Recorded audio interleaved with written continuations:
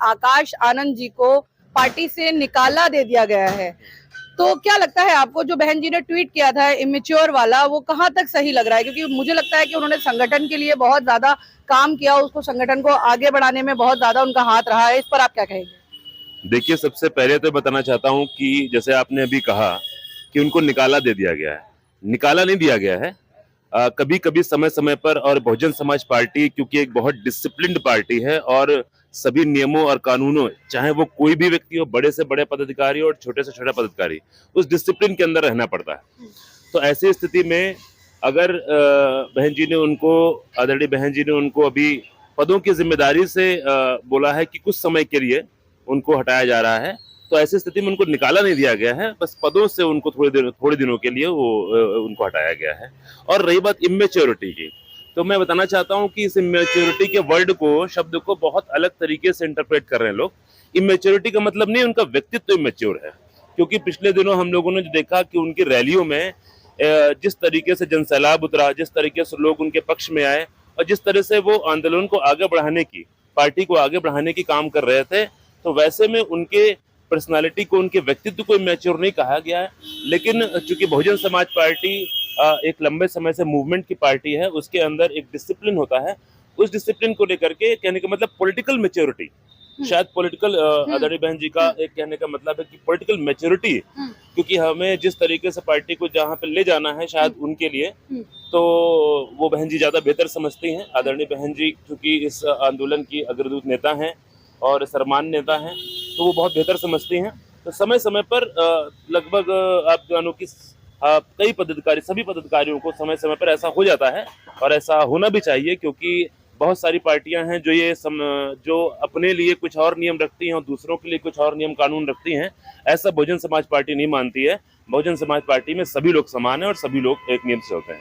अच्छा, जो आकाश आनंद जी को आप कह रहे हैं कि पद मुक्त किया गया है कुछ दिन के लिए, तो क्या लगता है जो वो अपनी रैलियों में भड़काऊ भाषण देते थे, जो बयानबाजी करते थे, उसके चलते ये हुआ है?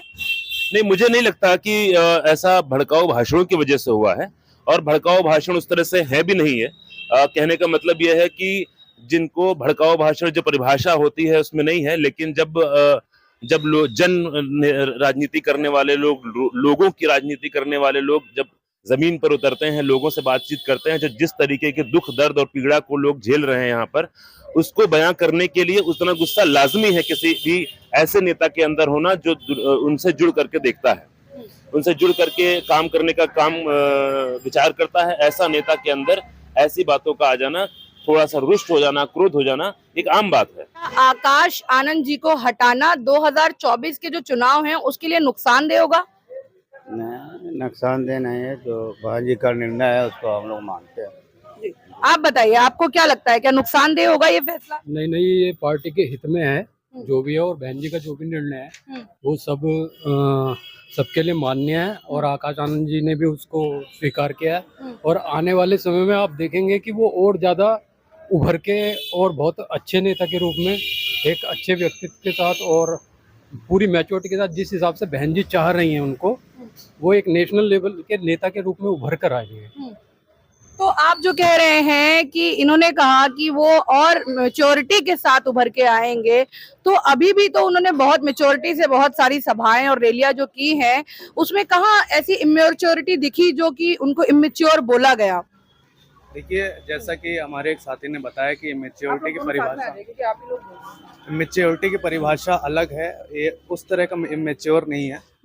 तो बहन जी, आदरणीय बहन जी ने जो भी ये फैसला किया है बहुत सोच समझ कर किया है। बहन जी जो भी फैसला करती हैं, आगे का पीछे का, कई वर्षों तक का वो आगे का मूल्यांकन करके करती हैं।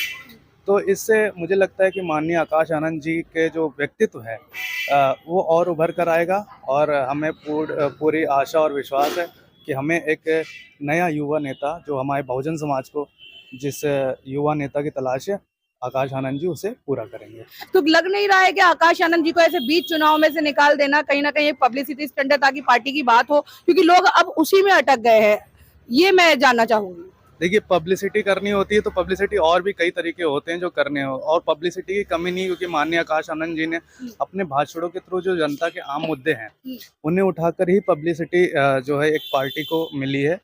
और दूसरा ये है कि जैसे जो सिर्फ वो भाषण या ये निकालना और ये पदमुक्त करना ये पब्लिसिटी स्टंट नहीं है किसी भी तरह से।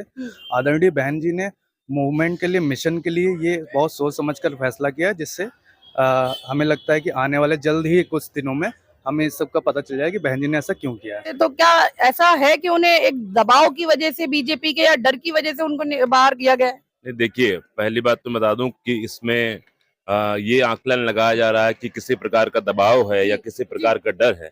देखिए, बहुजन समाज पार्टी आंदोलन की पार्टी है और बहुजन समाज पार्टी के कार्यकर्ता आंदोलन के लोग हैं और एक लंबे समय से बहुजन समाज के अंदर जो लोग काम कर रहे हैं वो इस तरह के दबावों से नहीं घबराते हैं और ये सर्वविदित है कि आदरणीय बहन जी और बहुजन समाज पार्टी का कोई भी नेता किसी भी दबाव में नहीं आता है।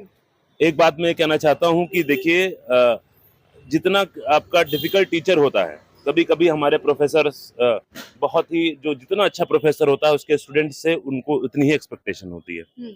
अब क्योंकि आदरणीय बहन जी का एक बहुत लंबा इतिहास है, बहुत लंबा उनका अनुभव है राजनीति में, आज पूरा देश उनके राजनीतिक मेच्योरिटी को एक स्तंभ की तरह देखता है, उनसे मोटिवेशन पाता है, वो किसी भी दल का हो। तो एक लंबे समय तक उन्होंने इस बहुजन समाज के आंदोलन को आगे बढ़ाया है, तो उनकी एक्सपेक्टेशन भी अपने कार्यकर्ताओं से बहुत ज़्यादा रहती है।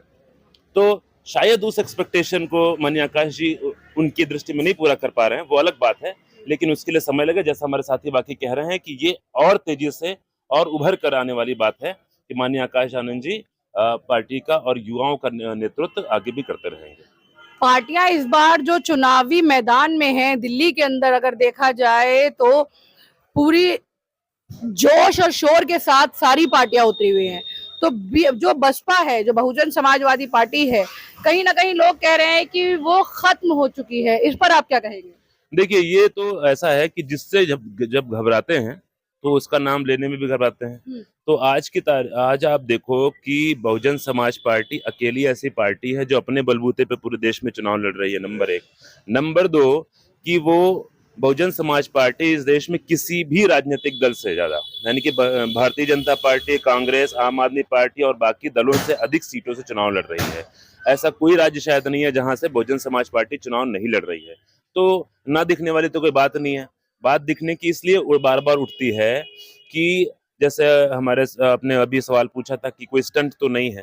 बहुजन समाज पार्टी इस तरह के राजनीतिक प्रचारों में यकीन नहीं करती। बहुजन समाज पार्टी कार्यकर्ताओं की पार्टी है, कार्यकर्ताओं के दमखम से चलने वाली पार्टी है और बहुजन समाज पार्टी अपने कार्यकर्ताओं के बीच में जाकर के, लोगों के बीच में जाकर के काम करती है।